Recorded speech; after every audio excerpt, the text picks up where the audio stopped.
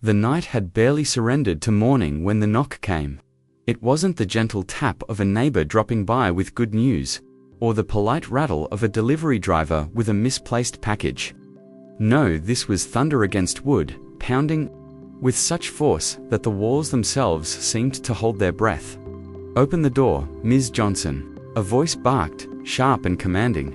Aaliyah Johnson froze, her mug of coffee trembling in her hands. The steam curled upward, mingling with the chill of dawn.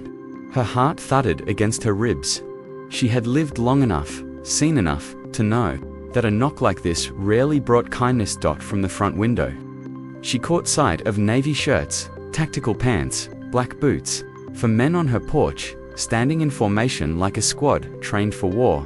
Across their backs, in large block letters, HOA Inspector. It would have looked comical if it weren't so menacing.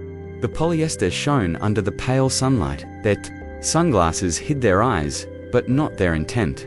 She breathed slowly, trying to center herself. She was a black woman in a neighborhood that never truly embraced her presence. And now, here they were, dressed like soldiers of some suburban militia. Behind her, Daniel stirred in the hallway. Her husband's footsteps were heavy with hesitation. He had seen this kind of display before, power wrapped in cheap uniforms, meant to intimidate. "Stay back," she whispered, setting her mug on the counter and moving toward the door. Through the chain latch, she cracked the door open. "What is this about?" she asked, her voice calm, steady, though her stomach was a storm. The tallest man stepped forward. Brent Wallace, the self-appointed ruler of the Homeowners Association. She had endured his smirks at board meetings, his clipped tone when discussing community standards, his constant fixation on her house, her yard, her very presence. Now he wore a smug smile beneath his cap, resting a hand on the holster at his hip. "We have reports of violations," he said, his voice low and full of false authority. "Your activities are a potential security risk to the community. You'll need to come with us for questioning." Alia's eyes locked on his. "Questioning? By the HOA? Neighborhood safety isn't a joke, Ms. Johnson. We can do this, the easy way or the hard way." For a moment, silence hovered. Then Sarah straightened her spine, squaring her shoulders with a kind of quiet dignity she had cultivated her whole life. She thought of her grandmother, who taught her that respect is not given but carried like armor. She thought of her mother, who endured stares in grocery stores and whispers in church pews. And she thought of herself, standing now against the same old prejudice, dressed in new uniforms. "You have no warrant," she said, "no paperwork, nothing but polyester and arrogance. So, I'll tell you clearly, step off my porch." The men shifted uncomfortably, but Brent's smile only widened. "You're making a mistake," he muttered. "No," she replied, her voice like steel. "The mistake is yours." From somewhere down the street, a camera clicked. A neighbor was watching, documenting. It was just the beginning of something larger, something that would tear open the illusion of peace in their quiet cul-de-sac and force everyone to confront truths they'd rather leave buried. 2 years earlier, Aaliyah had believed in the promise of Harmony Creek. The name itself suggested tranquility. A planned neighborhood in the suburbs of Charlotte, North Carolina. It had tree-lined streets, playgrounds alive with children, lawns clipped to precision. Families grilled burgers on weekends, waved to one another during evening walks, swapped pies during the holidays. It was the kind of place people said was safe, predictable. The American dream carved into cul-de-sacs and picket fences. For Aaliyah, it was supposed to be a new beginning. She was a veteran of public service, not in the military, but as a civil rights attorney who had spent years defending those whose voices were ignored. She had faced angry juries, hostile courtrooms, and the grinding weight of systemic inequities. By the time she was in her early 40s, she wanted something different, a sanctuary where she could plant roots, build a home, and maybe, just maybe, find quiet. Daniel, her husband, shared that dream. He was a civil engineer, steady and thoughtful, with the kind of patience that balanced her fire. Together, they bought a modest brick 2-story at the edge of Harmony Creek. Aaliyah planted hydrangeas along the fence line in memory of her grandmother. Daniel built a workbench in the garage, They believed they had found peace, but peace is fragile when prejudice lingers unspoken. From the start, Aaliyah noticed the way some neighbors looked at her, the hesitation in their waves, the way conversations ended when she walked into the HOA meeting hall. Brent Wallace, in particular, made his stance clear. Tall, fit, with the kind of charm that masked cruelty, he was the president of the HOA and relished the authority it gave him. He enforced rules with vigor, especially when those rules fell on Aaliyah's shoulders. First, it was her porch light. He claimed it stayed on too late. Then her hedge is too high, he said. The mailbox, unapproved shade of black. Each complaint came with a letter, official-looking and sterile, citing visual harmony and community standards. She laughed at first. Was this really what people lost sleep over? But the laughter faded when the letters multiplied, when the whispers turned to accusations, and when she overheard him mutter to another board member, "She doesn't belong here. Not someone like her." She knew what he meant. The others may have ignored it, choosing comfort over confrontation. But Aaliyah felt it every time she pulled into her driveway, every time she walked her dog, every time she stood at the mailbox. The scrutiny, the judgment, the unspoken. You are black, you are a woman, you are less. And yet, she stood tall. She poured her energy into the community, volunteering at the local library, mentoring neighborhood kids, organizing food drives. Slowly, some neighbors warmed to her. They saw her not as Brent painted her, but as she truly was, steady, generous, kind. But Brent did not soften. If anything, his hostility grew sharper, laced now with something darker: resentment that she had not bowed to him, that she carried herself with pride he could not break. The fence was the breaking point. Their wooden fence had rotted, splintering in places. They replaced it with a sturdy 6-foot iron design, well within city code. But Brent declared it an eyesore, a disruption to community cohesion. He appeared in their driveway, polo shirt tight across his chest, HOA clipboard in hand. "Lower it 2 feet, he ordered, "or face consequences." Aaliyah met his stare. "We have permits. We're within the law." "This isn't about the law," he snapped. "This is about us. About keeping things uniform, uniform." The word carried weight. She knew he wasn't talking about fences. That night, an envelope arrived in their mailbox. Embossed letterhead, legal jargon, threats of fines. But when Daniel called the law firm listed, they had no record of it. The letter was fake. Forged. Brent was manufacturing authority to frighten them. It was then Aaliyah understood.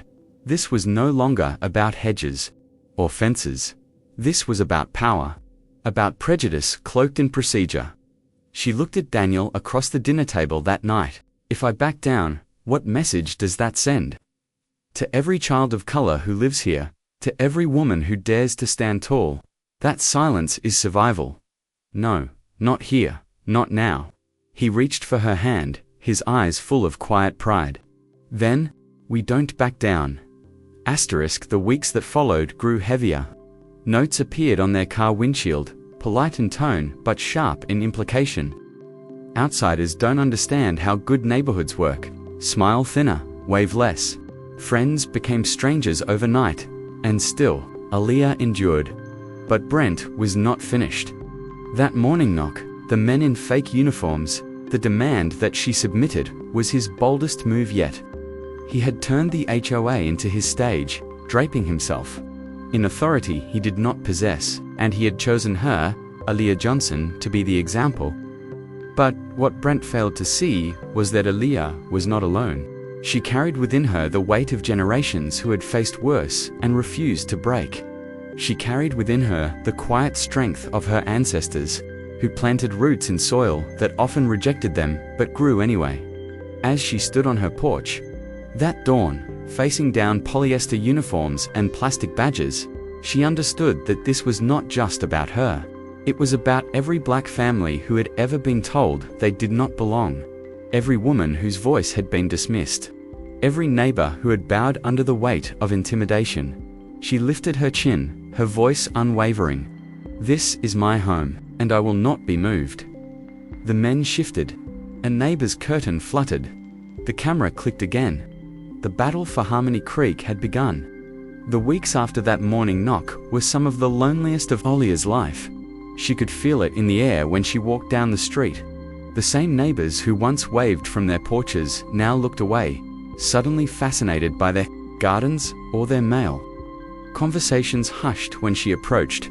Mothers pulled their children a little closer as she passed, as if the presence of her skin, her height, her very being was something to guard against. It wasn't everyone. A few still smiled. Mrs. Garvey, the retired teacher to houses down, always greeted her warmly. But the silence from others spoke louder than any words. Olia had been in courtrooms where hostile juries stared her down, but this was different. This was her home. This was supposed to be sanctuary. Brent knew exactly what he was doing. He was orchestrating it like a conductor leading a symphony of fear. Flyers appeared in mailboxes, unsigned, but unmistakably his handiwork. They spoke of security concerns, of uncooperative residents who disrupt harmony, of values we must protect. They never named her directly, but everyone knew who they meant. At the next HOA meeting, the hostility came out into the open. The community center smelled faintly of bleach and coffee. Folding chairs lined the room. Olia sat in the back, Daniel beside her, hands clasped tightly in her lap. Brent stood at the front, flanked by his loyal board members, clipboard in hand like it was a weapon. "We must address repeated violations," he declared, his voice booming. "Certain residents refuse to comply with our standards. They treat the rest of us as though rules don't apply to them." All eyes shifted to Olia. She felt the weight of their stares, heavy and unrelenting. Before she could speak, Linda Morrison, Brent's ally, raised her hand. "This isn't personal," Linda said with mock sweetness. "But when one household refuses to cooperate, it threatens the integrity of our entire neighborhood." The word integrity echoed like a verdict. Daniel leaned closer, whispering, "Do you want to respond?" Olia lifted her chin. Her voice was calm, but every word carried steel. "With all due respect, I have complied with every city code, every lawful regulation. What I refuse to comply with is harassment dressed up as policy." The room shifted. Uncomfortably, a few neighbors nodded, but most sat still, unwilling to take sides. Brent smirked, sensing their fear. "Good deeds," he said smoothly, "do not excuse violations. Some people hide behind titles, behind identity, but in Harmony Creek, rules come first." There it was. The implication. She was hiding behind her race, hiding behind her gender. The words weren't spoken aloud, but they hung in the air, poisonous and undeniable. Olia swallowed her anger, choosing dignity over rage. She would not give him the satisfaction. After the meeting, as the chairs scraped and people shuffled out, Mrs. Garvey touched her arm gently. "Don't let him break you, child," she whispered. "Some of us see what he's doing, and we stand with you." It was a small comfort, but it was enough to keep her steady. Brent escalated. Anonymous notes began appearing under her windshield wipers, taped to the mailbox, tucked into the cracks of her front door. "Maybe this neighborhood isn't the right fit. Some people should know their place. Harmony only comes when outsiders don't disrupt it." Different handwriting each time, but the same venom in every word. Olia collected them all, sliding them into a folder in her office. "Evidence," she told Daniel when he asked why she didn't throw them away. "Someday, they'll matter." One Saturday morning, she caught Brent in the street, talking to a group of men she didn't recognize. They pointed toward her house, gesturing with their hands, their voices low but deliberate. When they noticed her watching, the conversation broke instantly, like smoke disappearing into air. Later that week, an emergency HOA inspection was announced. It wasn't on the calendar. No one had voted on it. Brent simply posted flyers. "Saturday morning, all residents must comply. Inspectors will arrive to verify adherence to community standards." Daniel frowned as he read it. "What does that even mean?" "It means he's coming back," Olia said, her voice steady. "And he's going to try to manufacture something against us." That night, She stood in her kitchen, staring out at the backyard where her hydrangeas bloomed in soft blue clusters. She thought of her grandmother's words, "Respect yourself first. They can't take that from you." And she made a decision. She would not shrink. She would not hide. The inspection came earlier than scheduled. At 2 a.m, the neighborhood went dark. The power cut out, plunging Harmony Creek into silence. A crunch of boots on gravel followed, the faint murmur of voices, the metallic snap of a gate latch dot through the window. Aaliyah saw them for men in navy shirts with HOA inspector printed across the back in bold white letters. They carried clipboards like props, flashlights sweeping across her windows. Brent led them, his hand resting on the pistol at his hip. They pounded on the door. "Inspection," he barked. "Open up." Daniel froze. "It's the middle of the night," he whispered. Olia's posture straightened. Calm, controlled. She moved to the door, unlocked the deadbolt, and cracked it just wide enough. "Can I help you, gentlemen?" Brent's smirk gleamed under the porch light. "We've had reports of unusual activity. HOA protocol requires an immediate inspection." At 2 a.m, she asked. "Some things can't wait," he replied smoothly. "Now, step aside." Her voice dropped lower, calm, but dangerous. "Show me the paperwork, a warrant, an inspection order, anything with an actual signature." One of the men shifted. Uneasily. Brent, quiet," Brent snapped. His eyes flicked back to hers. "I don't need a piece of paper. I'm keeping this neighborhood safe." "Safe from what?" she asked, stepping into the threshold, her body blocking his path. "From a black woman who refuses to bow." The silence was electric. Brent's jaw tightened. His hand twitched near his holster. The others looked away, suddenly less sure. "Listen carefully," Aaliyah said, her voice like tempered steel. "If you cross this threshold, you'll be trespassing, and the only cruiser you'll leave in will be a real one with flashing lights and real deputies." For a long second, no one moved. Then, slowly, Brent stepped back. His face flushed red, but he forced a thin smile.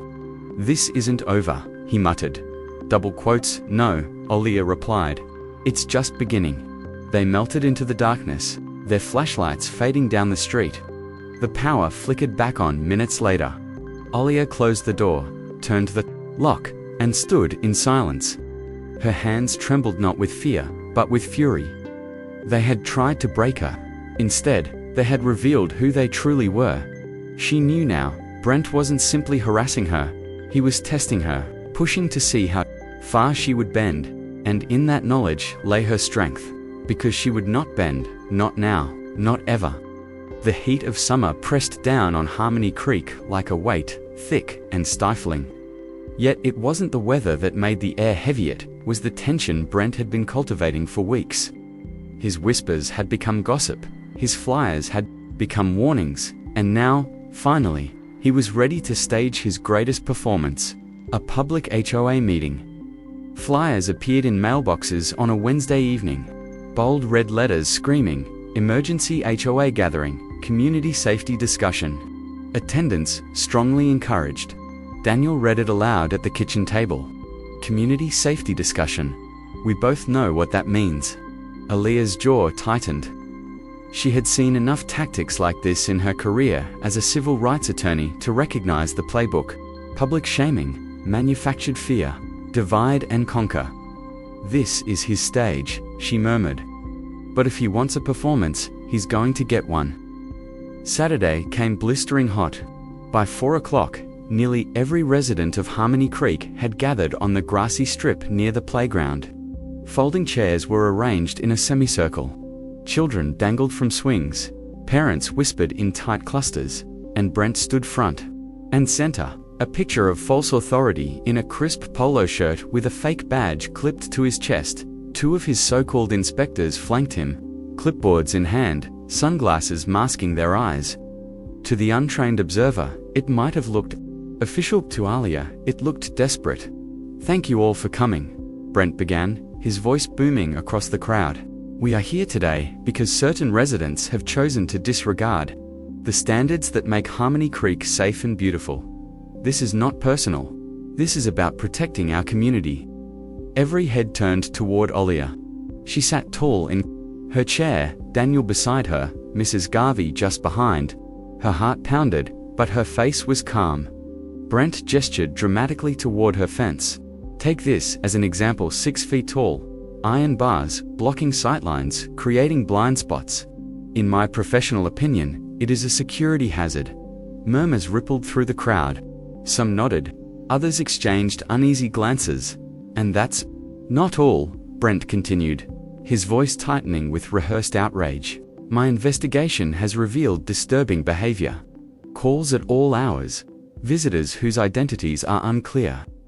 Reports of activity that does not align with community values. He paused, letting the words sink in. We must ask ourselves, is this the kind of influence we want in Harmony Creek? The words hit like stones. They were careful enough not to be outright slander, but pointed enough that everyone knew what he meant. She doesn't belong, not here. Not as a woman of color who dares to stand her ground. A hush spread across the group. Then Alia rose to her feet. Her voice was steady, even soft at first, but it carried with all due respect. Brent, I'd like to ask a simple question.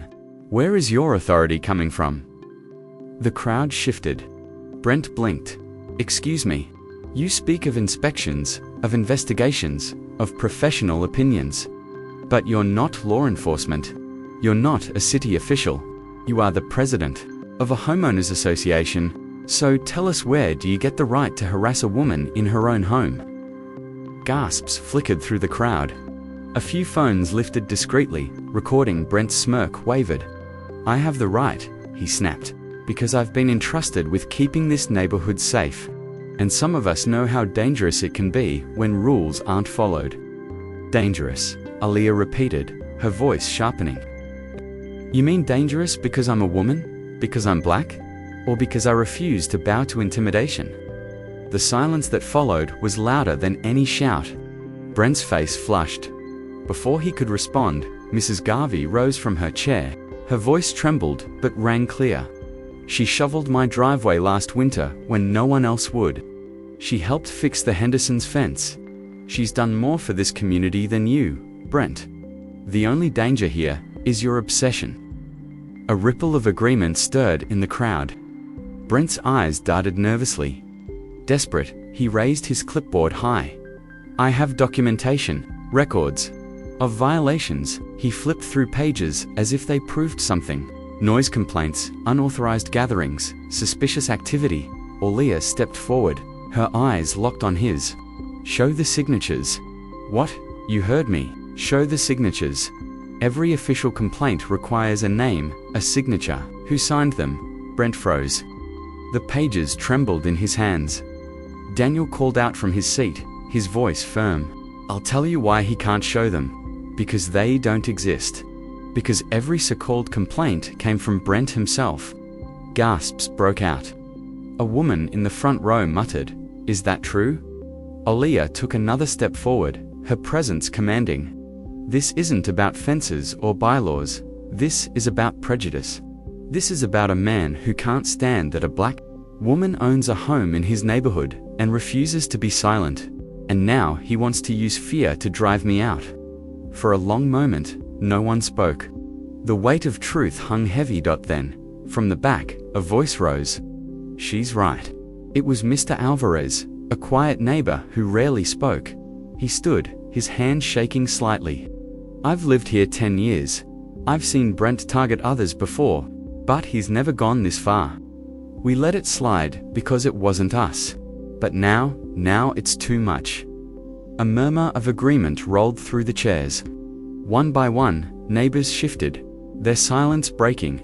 Phones tilted higher, capturing every word, every crack in Brent's composure faltered. His smile was gone, replaced by a tight line of panic. You don't understand, he said, his voice rising. I've kept this neighborhood safe. Without me, it will fall apart. No, Alia said, her voice calm but final. Without respect, without dignity, without equality, was never safe at all. The crowd erupted in applause. Not loud, not overwhelming, but steady, defiant. Brent's mask of authority crumbled in real time, and he knew it. He pointed a trembling finger at her. "This isn't over." Aaliyah didn't flinch. "You're right," she said. "It's not. But this time, the community is watching. And you can't hide behind fake badges and forged papers anymore." The meeting dissolved into chaos. Some neighbors argued, others huddled, but the tide had turned. For the first time, Brent was no longer the unquestioned voice of Harmony Creek, and Aaliyah knew the battle wasn't over. But the war for truth had finally begun. The HOA meeting had ended in a storm of whispers and rising doubts.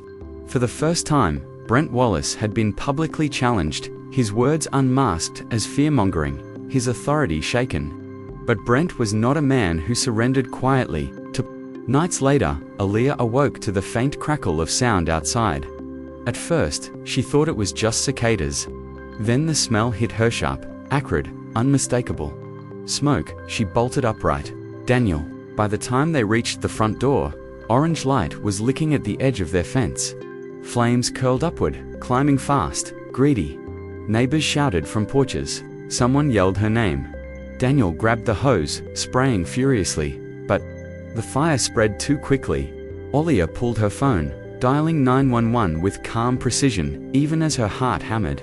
"This is Aaliyah Johnson at 214 Harmony Creek. Arson, send the fire department now." By the time fire trucks screamed onto the cul-de-sac, half the fence was gone.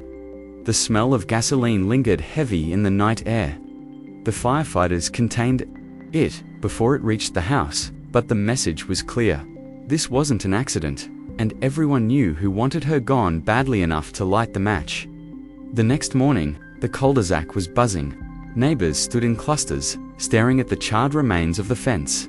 Some shook their heads, others whispered, a few approached Aaliyah with shame in their eyes. Mrs. Garvey squeezed her hand. "We should have spoken up sooner." Aaliyah looked at her, her voice firm but kind. "Speaking up now still matters. Silence is what keeps people like him in power." Within hours, investigators arrived. They collected samples, bagged a melted gas can left suspiciously close to Brent's property line, and quietly confirmed what Aaliyah already knew. It was deliberate. By evening, deputies rolled down Harmony Creek in squad cars. They didn't knock politely. They pounded on Brent Wallace's door. This time, for real. The entire neighborhood gathered as he was led out in handcuffs, his face red, his shouts wild. "This is a setup. She doesn't belong here. None of you see Itchy's the threat. Not me." But this time, no one clapped him on the shoulder.